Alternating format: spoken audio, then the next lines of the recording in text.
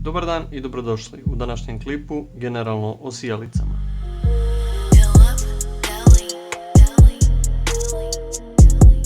Danas obrađujemo 3 osnovne vrste sijalica za automobile. Za svaku vrstu objasnit ćemo princip rada i osnovne osobine. Prva je halogena sijalica. Osnovna sijalica i njen princip rada je poprilično prost. Struja sa akumulatora prolazi kroz klatno koje se nalazi unutar sijalice. Pod tim naponom klatno se usija i ta usijana žica proizvodi svjetlost. Da bi se spriječilo gorenje klatna, unutrašnjost sijalice se ispunjava neonom, argonom ili azotom. Dobre strane su im male dimenzije i lako održavanje. Lošije strane su osjetljivost na fizička oštećenja i osjetljivost na nečistoću. Velika potrošnja struje, a generalno najveća mana je mala efikasnost, što se odnosi da oko 30% energije je vidljiva svjetlost, a preko 70% energije se potroši na infracrveno zračenje koje je nevidljivo i beskorisno. Samo proizvodi toplotu oko 200 stepeni na samom namotaju koje vremenom dovodi do matiranja plastika na farovima, ljuštenja izolacije na kablovima i krunjenja plastičnih elemenata nosača sijalice.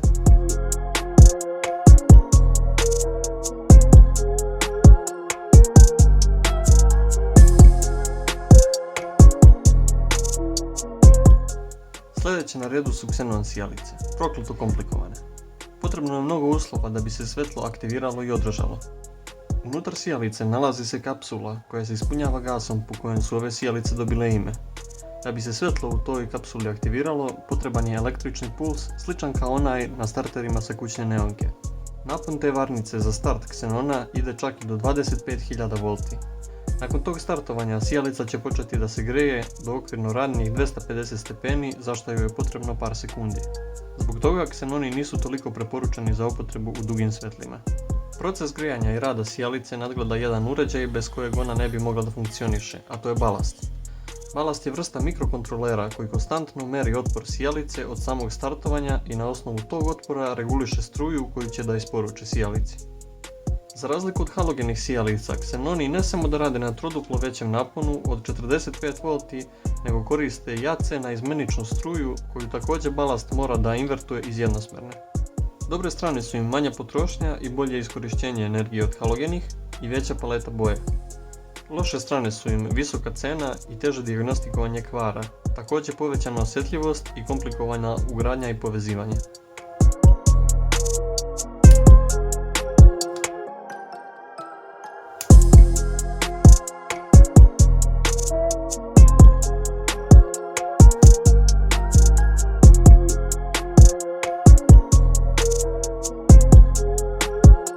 Stigli smo do posljednje vrste sijalica za danas, a to su LED sijalice.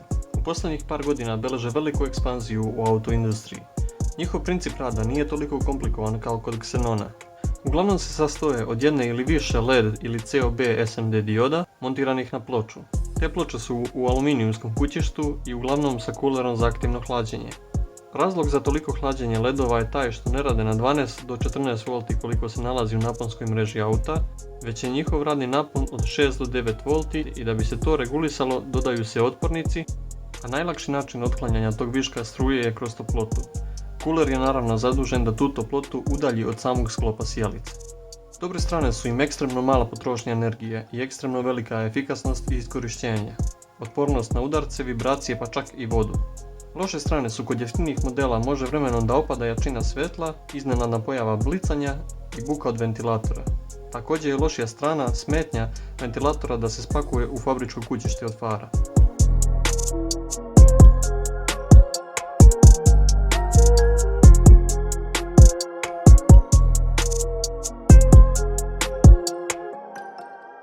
Ako smo propustili nešto bitno da navedemo u klipu, pišite nam u komentarima, a posjetite nas i na Instagram profilu youtune_r.